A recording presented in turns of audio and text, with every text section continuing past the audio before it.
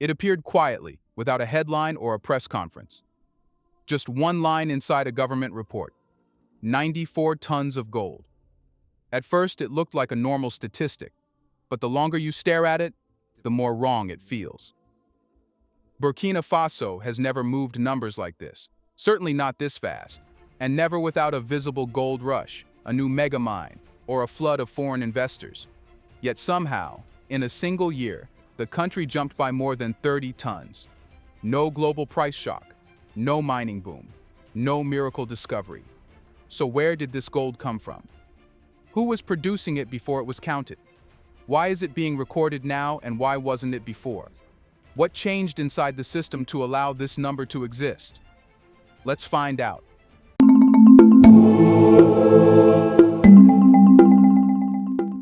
For years, Burkina Faso's gold industry ran on a quiet agreement that nobody ever wrote down. The country would dig, the world would buy, and the numbers would always stay just low enough to look believable. Production reports came in once a year, filled with neat columns and official seals, but everyone inside the system knew those figures were only part of the story. Gold is one of the easiest resources in the world to underreport. You do not need secret tunnels or high-tech smuggling routes.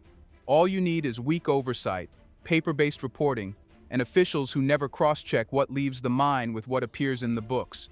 That is how a system can look legal while still leaking value. By 2024, this quiet leakage had become normal. Industrial mines declared what they wanted. Traders moved what they could. Artisanal gold passed through middlemen before anyone asked where it came from. The state collected its share, but only from what it was allowed to see. Most people outside the mining towns never questioned it. They only noticed the results: towns with pits instead of roads, promises instead of electricity, and communities that never seemed to benefit from the wealth under their feet. Then, in early 2025, something subtle changed. The government stopped treating mining data as a formality and started treating it like a national security issue. Instead of accepting annual production figures, officials began comparing export records, mine output declarations, and transport data. Where one document said 10, another said 12. Where one said 5, another said 8. These mismatches had always existed, but nobody had forced them into the open before. Now they were being questioned. This shift did not come with speeches or dramatic announcements. It came through procedures. Reporting deadlines were tightened, verification visits increased. Mines were required to justify their numbers instead of simply submitting them. Gold was no longer just taxed, it was tracked. The state was no longer standing at the door collecting fees. It had stepped inside the room and turned on the lights. At the center of this change was the decision to give the state a direct presence in production through its own participation structures. This did not mean shutting out companies. It meant ending the era where the country relied only on what it was told. When you are inside the process, you no longer depend on trust alone. You see how much is extracted, how much is processed, and how much is shipped. The numbers stop being estimates and start becoming evidence. Once this new system began to operate, something strange happened. The national total started to rise, not slowly, but sharply. Mines that had produced stable amounts for years suddenly appeared to be producing more. There were no new shafts, no new machines, no new investors. Yet the figures kept climbing. That was the moment it became clear that this was not growth. It was exposure. What broke was not the mining sector itself. What broke was the illusion that it had ever been fully counted. And as the data kept changing, one uncomfortable truth became impossible to ignore. The gold had always been there. It was the system that had been blind. So if the old system was hiding part of the story, what else had it been hiding, and from whom? From the moment the numbers started shifting, one uncomfortable truth surfaced. That was not coming from new machines or deeper shafts. It was coming from people who had never been part of the official story. Long before 94 tons appeared in any report, tens of thousands of Burkina Faso were already digging gold with their own hands, in pits scattered across the north, the west, and the central regions. These were not side operations. They were entire underground economies that moved quietly beside the formal industry, supplying buyers who never asked questions and crossing borders through routes that had existed for years. For the state, These miners had always existed in a gray zone. They were described as informal, illegal, or dangerous, but rarely as productive. Yet in reality, they were moving large volumes of gold every single day. The problem was not that they produced too little. The problem was that they produced outside the system. Their gold was never written into national accounts. It never appeared in export records. It never showed up in tax data. It was sold cheaply to middlemen, smelted elsewhere, and reintroduced into the global market as if it came from somewhere else. When the new tracking measures began, officials realized that the official sector alone could never explain the sudden jump. So they looked where no one had looked seriously before, at the artisanal sites. What they found changed the entire picture. These miners were not a minor supplement to industrial production. They were a parallel engine. In 2025, when their output was finally recorded, it accounted for around 42 tons of the national total. That single figure revealed how much gold had been flowing through invisible channels for years. This was not a discovery of new resources. It was a discovery of neglected people. The gold had always been there. The miners had always been there. What had been missing was recognition. Once the state began to treat artisanal production as something to measure rather than something to erase, the national total shifted overnight. It felt like a miracle, but it was actually a correction. For the miners themselves, this change was not just symbolic. Being counted meant being seen. It meant their work was no longer defined only by risk and survival, but also by value. It opened the door to organization, support, and eventual integration into the national economy. Instead of selling to whoever arrived with cash, they were slowly being drawn into a system where their production could be traced and protected. But this recognition also created a new problem.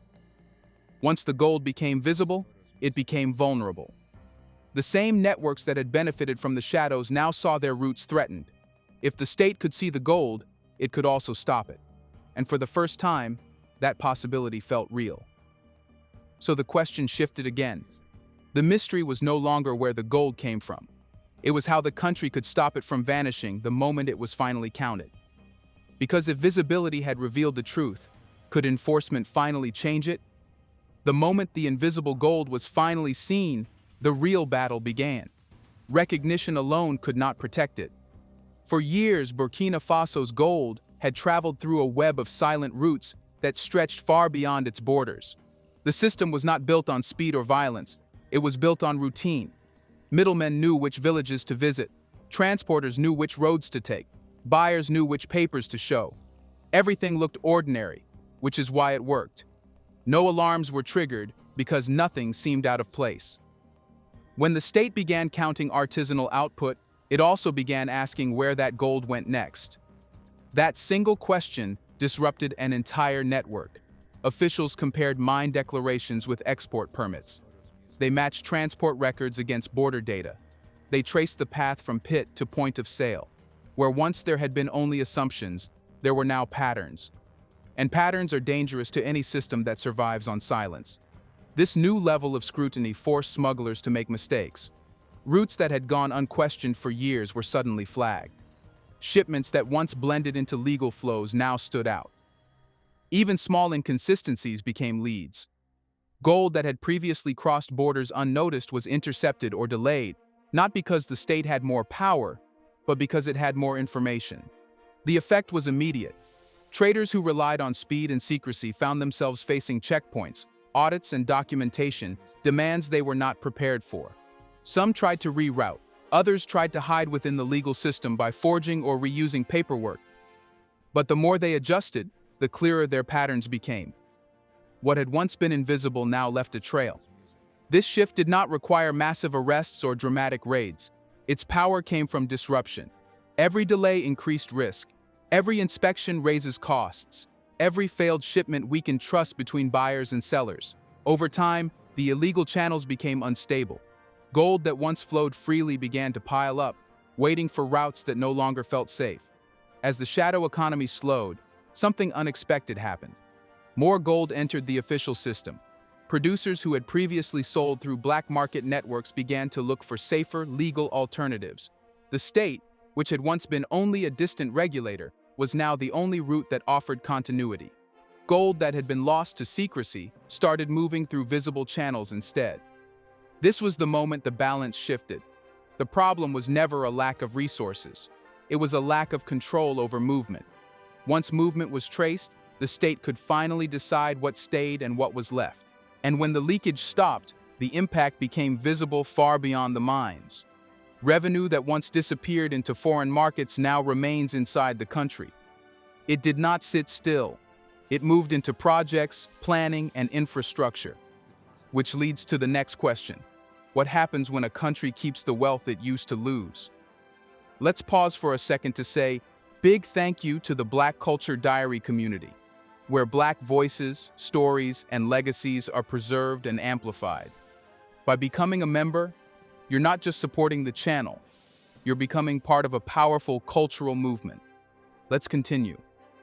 It did not happen overnight, and it did not arrive with a single switch being flipped. The change began quietly, in planning offices and technical rooms where budgets were redrawn and priorities shifted.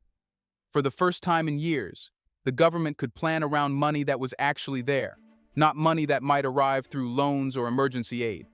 Gold revenue that once vanished into foreign supply chains was now staying inside the system, and when it stayed, it had to go somewhere. The choice was deliberate. Instead of spreading the money thin across short-term projects, the state aimed it at one of the most stubborn barriers to development: energy. In many communities, electricity had always been temporary, something that came and went without warning. Shops closed early, students studied by candlelight, hospitals depended on generators that could fail at any moment. Everyone knew gold was leaving the ground, but nobody felt its presence in daily life. That disconnect began to close in 2025. With a stronger revenue base, national planners accelerated grid expansion. New households were added not as a symbolic gesture, but as part of a coordinated rollout. Transmission lines were extended into areas that had never been part of the national network. Low-voltage systems were laid through neighborhoods that had relied on makeshift connections for years. Each cable represented more than electricity. It represented permanence. As power reached new regions, something shifted in how people saw the state. The benefits were no longer abstract. Light in the evening meant safety. Refrigeration meant businesses could grow. Connectivity meant information moved faster than rumor. Gold, which had always been distant, was now visible in the glow of streetlights and the hum of appliances. This was not a cosmetic change. Energy is the foundation for everything that follows. Without it, factories cannot operate, data cannot move, and industries cannot form. By turning retained gold into power, Burkina Faso was not simply improving living conditions. It was preparing the ground for economic transformation. Yet even as the grid expanded, it became clear that infrastructure alone would not be enough. Power can illuminate a path, but it cannot define its direction. The system that had allowed wealth to leak for decades could not be fixed by cables and transformers alone. Structural change had to follow. The energy expansion was a bridge, not a destination. It connected the present to a future that required deeper reform, one that would determine who truly controlled production, ownership, and value. So the story moved again, from light to leverage. And the next question became unavoidable. What comes after energy, when a country decides to reshape its entire mining system? Here's a reminder to please like and share the video and subscribe to our channel to watch more videos on Black culture, history, civilization, and identity. Let's continue now. The energy expansion created momentum, but it also exposed a deeper truth. Power without ownership still leaves a country vulnerable. Electricity can run machines, but it cannot decide who benefits from what those machines produce. By the end of 2025, Burkina Faso had reached a point where control over movement and revenue was no longer enough. The next phase had to go further, into the structure of the mining system itself. That is why 2026 is not being framed as a continuation, but as a reset. The first shift is institutional. The Bureau of Mines and Geology, which had long operated as a technical body, is being restructured to function as a strategic regulator. Its role is expanding from documentation to coordination, from approval to oversight. This change signals that mining is no longer viewed as a background sector, but as a core driver of national policy. The second shift is social. Artisanal miners, who once existed at the edge of legality, are being reorganized into formal cooperatives. This is not just about paperwork. Cooperatives create shared bargaining power, safety standards, and legal recognition. Instead of selling to whoever offers cash, miners gain access to transparent channels that protect both their labor and their output. It is a move from survival to participation. The third shift is economic. Burkina Faso is targeting at least 10 semi-mechanized mining projects to be launched under local private ownership.